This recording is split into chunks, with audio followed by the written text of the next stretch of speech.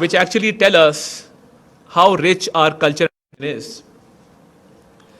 I come from a constituency where I represent 70,000 Christian voters. The only thing wrong with this country is the perception. We're a very misunderstood people, and there are so many misconceptions about us. I grew up in the United Arab Emirates, and when I went to school, we were perhaps only 4 or 5 Pakistanis in that particular class. And I used to tell my friend from the world over that seeing is believing. We aren't what the media tells you. Our country is nothing like what the media portrays, especially. We're a peaceful people, we're a peace-loving people, we're friendly people, and our hospitality is known the world over. As you rightly said, that when people leave Pakistan, they cry. That's how it is. That's what we've learned over the generations and over the period of time, that hospitality is our forte. And as far as peaceful coexistence is concerned, even in our international relations, we've been very consistent. We've been good allies. We've not left anyone until and unless we have been left by them. So, as a people, I think we need to put across the message of tolerance, of peace, of harmony through our culture. We need to open up to the world. We need to tell the world what we're about and what we mean. And as I said, we have so much to tell the world of our indigenous people, for example. Starting from the indigenous people of Gilgit-Baltistan, high up in the north, going to the Thal deserts down south. We've been blessed with a landscape which has all seasons, which has all terrain. The only problem with us is, as I mentioned, the misconception about us. And we started working towards building a positive image. We're inviting the world to come to Pakistan. We've seen an increase in the number of tourists that come to Pakistan, especially up north. And every delegation, because we've had so many foreign delegations coming to Pakistan, we were privileged enough to host the Shanghai Cooperation Organization Summit, and a summit of this stature after almost 27 years. People who come to Pakistan, they leave with good memories, they leave with fond memories, and their perception about Pakistan, it takes a 180-degree turn from what they believed and what they believed after seeing, because seeing is believing. And as I mentioned, I represent 70,000 Christian voters. So every Sunday, when I attend a mass or I'm there discussing several issues, there also lies, as far as religious harmony is concerned, there also lies the problem of misconceptions and misunderstandings.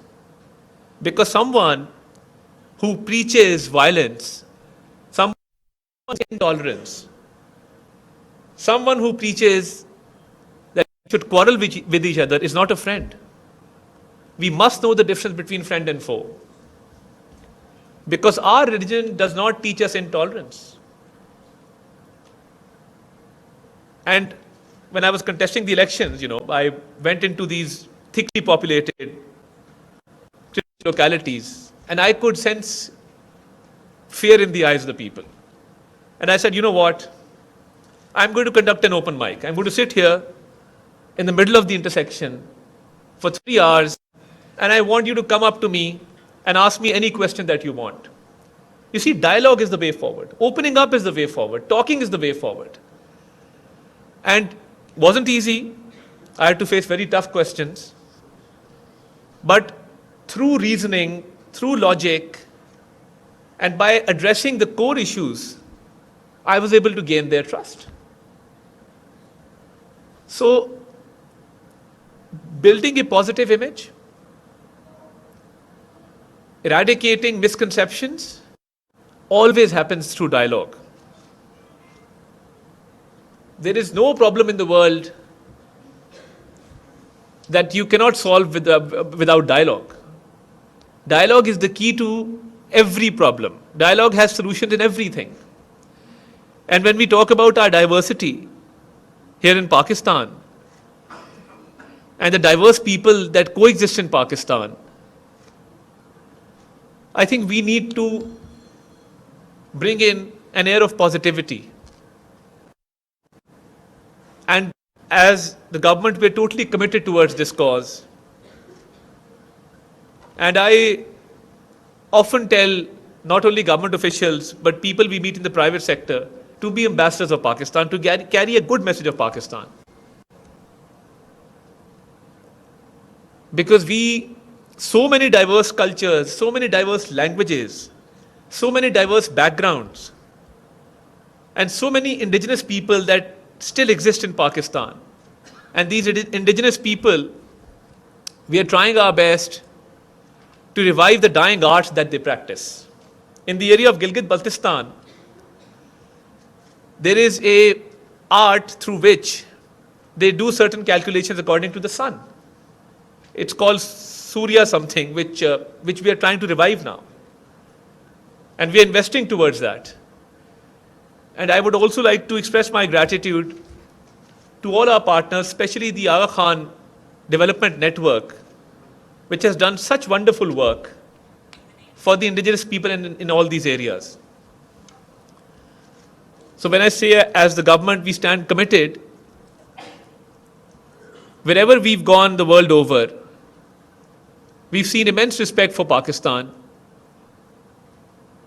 The emphasis needs to be on portraying and amplifying this message, because you see, we are living in a very polarized environment. There are regional conflicts, there are global conflicts, and polarization is the order of the day. But when it comes to national interest, when it comes to the culture of the country, when it comes to portraying a soft image of the country, I think this is something that we can come to common grounds on. There's a lot that has been done. There's a lot that can be done. And we fully stand committed towards this cause. And I would like to give a message and to the people of the world that Pakistan is a peaceful place. Pakistan is a beautiful place. And if you come to Pakistan, you will witness that how misconceived and how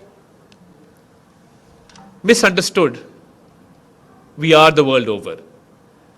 So we're making an all-out effort in order to promote not only our diversity, but our harmony within and outside Pakistan,